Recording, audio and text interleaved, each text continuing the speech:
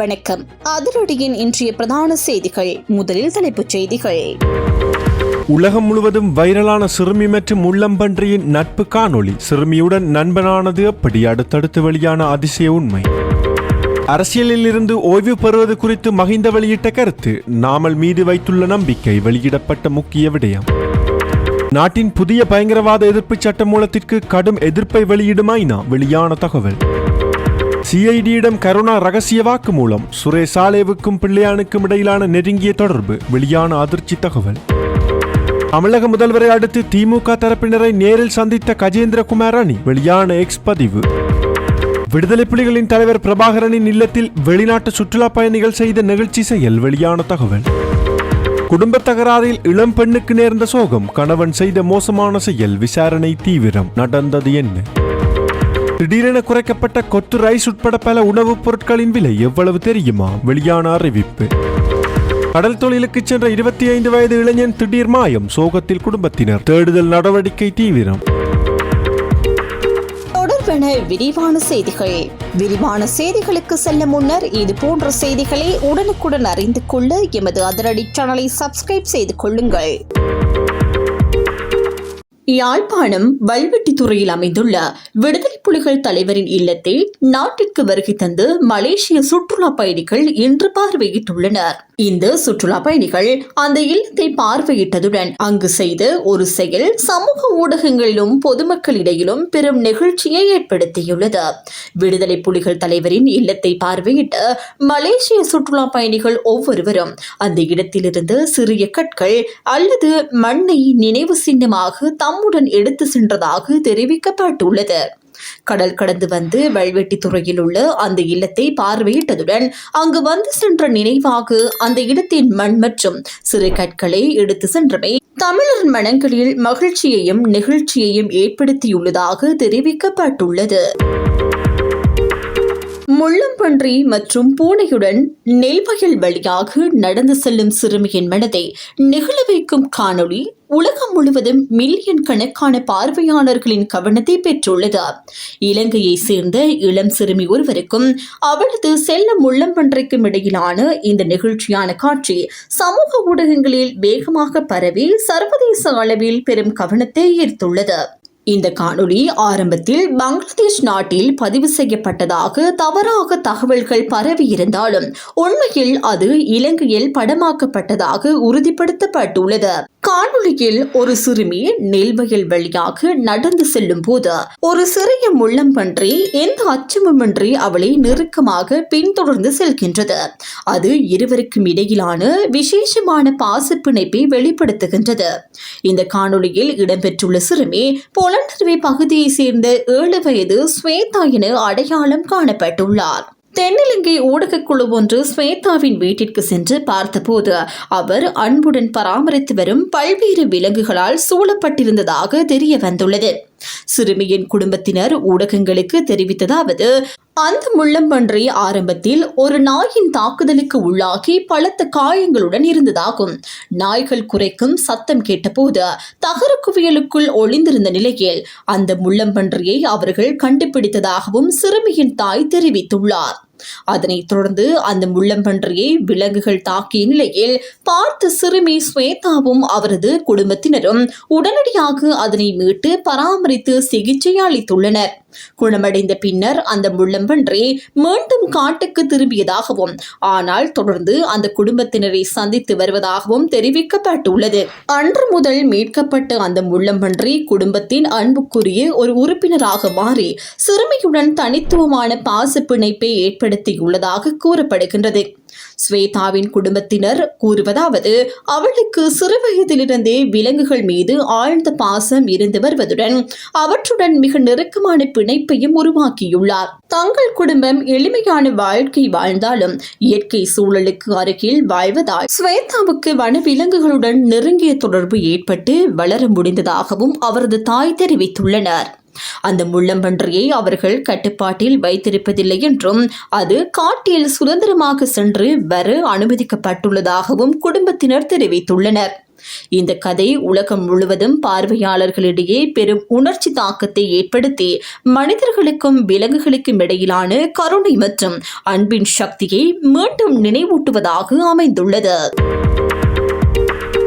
முன்னாள் ஜனாதிபதி மஹிந்த ராஜபக்ச தாம் அரசியலில் இருந்து ஓய்வு பெறும் எண்ணம் இல்லை என தெரிவித்துள்ளார். நேற்று காலை கண்டியில் அமைந்துள்ள ஸ்ரீ தலதா மாளிகைக்கு சென்று புனித பள்ளீச்சத்திற்கு அஞ்சலி செலுத்திய பின்னர் ஊடகங்களிடம் கருத்து தெரிவிக்கும் போதே அவர் இதனை கூறினார். தொடர்ந்து பேசிய முன்னாள் ஜனாதிபதி இந்த நாட்டிற்காக தாம் ஆற்றிய சேவை இன்னும் போதுமானதாக இல்லை என்று தாம் உணர்வதாக தெரிவித்தார். அடுத்த ஜனாதிபதி தேர்தலில் மக்கள் விரும்பும் தலைவரின் மூலம் நாட்டிற்கு தொடர்ந்து சேவை செய்ய தயாராக இருப்பதாகவும் அவர் குறிப்பிட்டுள்ளார். அதேவேளை நாமல் ராஜபக்சவே மக்கள் விரும்பும் நிலை உருவானால் அவரையே அடுத்த ஜனாதிபதி தேர்தலில் வேட்பாளராக களமிறக்க நடவடிக்கை எடுக்கப்படும் என்றும் முன்னாள் ஜனாதிபதி மஹிந்த ராஜபக்ச தெரிவித்துள்ளார். திருகோணமலை வீநகர் பகுதியிலிருந்து கடற்தொழிலுக்காக கடலுக்கு சென்ற கடற்தொழிலாளர் ஒருவர் காணாமல் போயுள்ளார். குறித்த கடற்தொழிலாளர் சென்ற படகு ஒன்று நேற்று முன்தினம் காலை கடலில் பயணித்த கப்பல் ஒன்றுடன் மோதியதில் இந்த விபத்து ஏற்பட்டுள்ளதாக தெரிவிக்கப்பட்டுள்ளது. இந்த விபத்தில் படகில் இருந்த 25 வயதுடைய இளம் கடற்தொழிலாளர் ஒருவர் கடலில் மூழ்கி காணாமல் போயுள்ளார். காணாமல் போனவர் திருகோணமலை சேனக்குடா கிராமத்தை சேர்ந்த உதித்தகுமார என அடையாளம் காணப்பட்டுள்ளார். விபத்து ஏற்பட்ட உடனடியாக அருகில் இருந்த கடற்தொழிலாளர்களும் கடற்படையினரும் இணைந்து மீட்பு நடவடிக்கைகளை ஆரம்பித்துள்ளனர். எனினும் இதுவரை அவரது உடல் கண்டெடுக்கப்படவில்லை எனவும் அவரை தேடும் தீவிர தேடுதல் நடவடிக்கைகள் தொடர்ந்து முன்னெடுக்கப்பட்டு வருவதாகவும் தெரிவிக்கப்பட்டுள்ளது. இதனிடையே இந்த விபத்துக்கான காரணம் மற்றும் மோதிய கப்பல் தொடர்பான மேலதிக விசாரணைகளை காவல்துறையினரும் கடற்படையினரும் இணைந்து மேற்கொண்டு வருகின்றனர். தகராறு முற்றிய நிலையில் கணவனால் மேற்கொள்ளப்பட்டு தாக்குதலில் பலத்த காயமடைந்த 29 வயதுடைய மனைவி உயிரிழந்துள்ள சம்பவம் புலனறுவே அரளகங்வில பிரதேசத்தில் இடம்பெற்றுள்ளது. அரளகங்வில போலீஸ் பிரிவுக்குட்பட்ட பிம்போக்குன பிரதேசத்தில் இந்த சம்பவம் இடம்பெற்றுள்ளதாக தெரிவிக்கப்பட்டுள்ளது. குடும்பத்தினருக்கு இடையிலான தகராறு தீவிரமடைந்த நிலையில் கணவன் மேற்கொண்ட தாக்குதலில் மனைவி பலத்த காயமடைந்துள்ளார். பின்னர் பலத்த காயமடைந்த நிலையில் அவர் அரளகங்வில வைத்தியசாலையில் அனுமதிக்கப்பட்டதாகவும் அங்கு சிகிச்சை பெற்று வந்த நிலையில் அவர் உயிரிழந்ததாகவும் அரளகங்வில போலீசார் தெரிவித்துள்ளனர். இந்த கொலை சம்பவத்துடன் தொடர்புடைய சந்தேக நபரான கணவனை கைது செய்வதற்கான மேலதிக விசாரணைகளை அரளகங்வில போலீசார் மேற்கொண்டு வருகின்றனர். நாட்டில் சமையல் எரிவாயு விலை குறைக்கப்பட்டதை தொடர்ந்து சில உணவுப் பொருட்களின் விலைகளும் குறைக்கப்பட்டுள்ளதாக தகவல் வெளியாகியுள்ளது. இந்த விலை மாற்றம் நேற்று நள்ளிரவு முதல் நடைமுறைக்கு வந்துள்ளதாக அகில இலங்கை சிற்றுண்டிச்சாலைகள் மற்றும் உணவக உரிமையாளர்கள் சங்கம் தெரிவித்துள்ளது. அதற்கமைய சோற்றுப்பொதி, கொத்து மற்றும் ஃப்ரைட் ரைஸ் ஆகிய உணவுப் பொருட்களின் விலைகள் 15 ரூபாயால் குறைக்கப்படும் என அறிவிக்கப்பட்டுள்ளது. அத்துடன் தேநீர், பால் தேநீர் மற்றும் சிற்றுண்டி வகைகள் ஆகியவற்றின் விலைகளும் 5 ரூபாயால் குறைக்கப்படும் என அந்த சங்கம் தெரிவித்துள்ளது. இதனிடையே நேற்று முன்தினம் முதல் நடைமுறைக்கு வரும் வகையில் நாட்டில் லிட்ரோ மற்றும் லாப்ஸ் சமையல் எரிவாயு நிறுவனங்களின் எரிவாயு விலைகள் குறைக்கப்பட்டுள்ளன. அதன்படி லிட்ரோ சமையல் எரிவாயுவின் 12.5 கிலோ சிலிண்டரின் விலை 300 ரூபாயால் குறைக்கப்பட்டு 4465 ரூபாயாக நிர்ணயிக்கப்பட்டுள்ளது. அதேபோல் 5 கிலோ சிலிண்டரின் விலை 118 ரூபாயால் குறைக்கப்பட்டு 1792 ரூபாயாகவும் 2.3 கிலோ சிலிண்டரின் விலை 55 ரூபாயால் குறைக்கப்பட்டு 835 ரூபாயாகவும் நிர்ணயிக்கப்பட்டுள்ளது. மேலும் லாப்ஸ் சமையல் எரிவாயுவின் 12.5 கிலோ சிலிண்டரின் விலை 1280 ரூபாயால் குறைக்கப்பட்டு 4965 ரூபாயாக நிர்ணயிக்கப்பட்டுள்ளது. அதேபோல் 5 கிலோ சிலிண்டரின் விலை 512 ரூபாயால் குறைக்கப்பட்டு 1988 ரூபாயாக நிர்ணயிக்கப்பட்டுள்ளமை குறிப்பிடத்தக்கது. உயிர்த்த ஞாயிறு தாக்குதல் தொடர்பான விசாரணைகளின் போது முன்னாள் அமைச்சர் கருணா அம்மான் குற்றப்புலனாய்வு திணைக்களத்தில் வாக்குமூலம் ஒன்றை வழங்கியுள்ளதாக வார இறுதி சிங்கள பத்திரிகை ஒன்று செய்தி வெளியிட்டுள்ளது. இந்த விசாரணையின் போது பிள்ளையான் தரப்பினருக்கும் அரசு புலனாய்வு சேவையின் முன்னாள் பிரதானி சுரேசாலிவுக்கும் இடையிலான தொடர்புகள் குறித்தும் தகவல்கள் வெளியாகியுள்ளதாக தெரிவிக்கப்பட்டுள்ளது. மேலும் கிழக்கு மாகாணத்தில் அவர்கள் இணைந்து மேற்கொண்ட செயற்பாடுகள் தொடர்பாக பல முக்கிய தகவல்கள் வெளிவந்துள்ளதாக அந்த பத்திரிகை செய்தியில் குறிப்பிடப்பட்டுள்ளது. பிள்ளையான் தரப்பினருக்கு தங்குமிட வசதிகளை பெற்றுக் கொடுத்ததில் சுரேசாலைவினால் அறிமுகப்படுத்தப்பட்ட நபர்களே உதவிகளை வழங்கியதாக கருணா தனது வாக்குமூலத்தில் குறிப்பிட்டுள்ளதாக தெரிவிக்கப்படுகின்றது. அத்துடன் இதற்கான நிதி உதவிகள் மற்றும் ஏனைய வசதிகளும் அவர்களாலேயே வழங்கப்பட்டதாகவும் கருணா ஆதாரங்களுடன் வெளிப்படுத்தியுள்ளதாக குற்றப்புலனாய்வு திணைக்கள வட்டாரங்கள் தெரிவித்துள்ளன. கருணா அம்மானும் பிள்ளையான் ஆகிய இருவரும் முன்னாள் ஜனாதிபதி மஹிந்த ராஜபக்சவுக்கு ஆதரவு வழங்கி வந்தவர்கள் எனவும் குறிப்பிடப்பட்டுள்ளது. ஆனால் இவர்களுக்கு இடையில் நீண்ட காலமாக மோதல் நிலை நீடித்து வந்ததாகவும் தகவல்கள் கூறுகின்றன. இதனிடையே பிள்ளையான் தரப்பினரால் புலனறிவை வெளிகந்த பகுதியில் நடத்தப்பட்டதாக கூறப்படும் சித்திரவதை முகாம் தொடர்பாகவும் குற்றப்புலனாய்வு திணைக்களம் பலரிடம் வாக்குமூலங்களை பெற்றுள்ளதாக தெரிவிக்கப்பட்டுள்ளது. மேலும் கொழும்பு நகருக்குள் இவர்களின் செயற்பாடுகளுக்கு உதவிய நபர்கள் தொடர்பான விரிவான விசாரணைகள் தற்போது ஆரம்பிக்கப்பட்டுள்ளதாகவும் அந்த வட்டாரங்கள் மேலும் தெரிவித்துள்ளமை குறிப்பிடத்தக்கது. இலங்கை அரசாங்கம் முன்மொழிந்துள்ள அரசினை பயங்கரவாதத்திலிருந்து பாதுகாக்கும் சட்டம் மூலம் தற்போதைய பயங்கரவாத தடை சட்டத்தில் காணப்பட்ட குறைபாடுகளை நீக்குவதற்கு பதிலாக அவற்றை மேலும் விரிவுபடுத்துவதோடு புதிய அபாயங்களை உருவாக்குவதாக ஐக்கிய நாடுகள் மனித உரிமைகள் உயர்ஸ்தானிகர் அலுவலகம் தெரிவித்துள்ளது.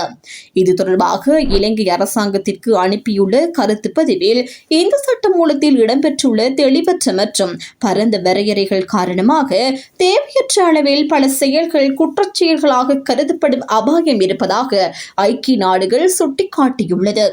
மேலும் கருத்து சுதந்திரம், அமைதியான முறையில் ஒன்று கூடும் உரிமை மற்றும் ஊடக சுதந்திரம் உள்ளிட்ட அடிப்படை உரிமைகள் கட்டுப்படுத்தப்படுவதுடன் பொதுவெளியும் அதிகளவில் கட்டுப்பாட்டுக்குள் கொண்டுவரப்படும் எனவும் எச்சரித்துள்ளது. அத்துடன் பரந்த அளவிலான நிறைவேற்று அதிகாரங்கள் வழங்கப்பட்டுள்ளமே போதிய நீதித்துறை கண்காணிப்பின்றி தன்னிச்சையான கைது மற்றும் நீண்ட கால தடுப்பு காவலுக்கு வழிவகுக்கும் நிலை, சித்திரவதைக்கு உள்ளாகும் அபாயம் மற்றும் நியாயமான விசாரணைக்கான போதிய பாதுகாப்புகள் இல்லாமை போன்ற விடயங்கள் தொடர்பிலும் ஐக்கிய நாடுகள் மனித உரிமைகள் உயர்ஸ்தானிகர் அலுவலகம் தனது கடுமையான கவலையை வெளியிட்டுள்ளது. அதேவேளை காவல்துறையினரின் காவலில் வழங்கப்படும் வாக்குமூலங்களை நீதிமன்றத்தில் ஆதாரமாக ஏற்கும் விதி நீக்கப்பட்டமை போன்ற சில சாதகமான மாற்றங்கள் இந்த புதிய சட்டமூலத்தில் இடம்பெற்றிருந்தாலும் சர்வதேச மனித உரிமை சட்டங்களுக்கும் நாட்டின் அரசியலமைப்பு சட்ட உத்தரவாதங்களுக்கும் முரணான பல விதிமுறைகள் இன்னும் தொடர்ந்தும் உள்ளதாகவும் சுட்டிக்காட்டப்பட்டுள்ளது. இதன் காரணமாக பழைய பயங்கரவாத தடை சட்டத்தின் கீழ் இடம்பெற்ற கடுமையான மனித உரிமை மீறல்கள் மீண்டும் தொடரும் அபாயம் இருப்பதாகவும் ஐக்கிய நாடுகள் மனித உரிமைகள் உயர்ஸ்தானிகர் அலுவலகம் தெரிவித்துள்ளது. எனவே சர்வதேச சட்ட கோட்பாடுகளான சட்டப்பூர்வத்தன்மை, அவசியம் மற்றும் விகிதாசாரத்தன்மை ஆகியவற்றுக்கு முழுமையாக இணங்கும் வகையில் தற்போதைய சட்ட மூலத்தில் குறிப்பிடத்தக்க மாற்றங்களை மேற்கொள்ளுமாறு அரசாங்கத்திடம் வலியுறுத்தப்பட்டுள்ளது. மேலும் சிவில் சமூக அமைப்புகள் மற்றும் தொடர்புடைய அனைத்து தரப்பினருடனும் உண்மையான ஆலோசனை நடத்துமாறும் புதிய சட்டம் நிறைவேற்றப்படும் வரை தற்போதைய பயங்கரவாத தடை சட்டத்தை நடைமுறைப்படுத்துவதை உடனடியாக தற்காலிகமாக நிறுத்தி வைக்குமாறும் ஐக்கிய நாடுகள் மனித உரிமைகள் உயர்ஸ்தானிகர் அலுவலகம் மீண்டும் கோரிக்கை விடுத்துள்ளது. எவ்வாறாயினும் பல்வேறு தரப்பினரால் முன்வைக்கப்பட்டுள்ள கவலைகளை கருத்தில் கொண்டு அரசினை பயங்கரவாதத்திலிருந்து பாதுகாக்கும் சட்ட மூலத்தை அரசாங்கம் தற்போது மறுவரைவு செய்து வருகின்றமை குறிப்பிடத்தக்கது. யாழ்ப்பாண மாவட்ட நாடாளுமன்ற உறுப்பினரும் தமிழ் தேசிய பேரவையின் தலைவருமான கஜேந்திரகுமார் பொன்னம்பலம் தலைமையிலான பிரதிநிதிகள் குழுவினர் தமிழ்நாடு சட்டமன்றத்தின் எதிர்க்கட்சித் தலைவர் உதயநிதி ஸ்டாலினை சந்தித்து கலந்துரையாடியுள்ளனர். இந்தியாவிற்கு பயணம் மேற்கொண்டுள்ள தமிழ் தேசிய பேரவையின் பிரதிநிதிகள் தமிழ்நாட்டின் பல முக்கிய அரசியல் தலைவர்களை சந்தித்து வரும் நிலையில் நேற்று உதயநிதி ஸ்டாலினின் அலுவலகத்தில் வைத்து இந்த சந்திப்பு நடைபெற்றுள்ளது.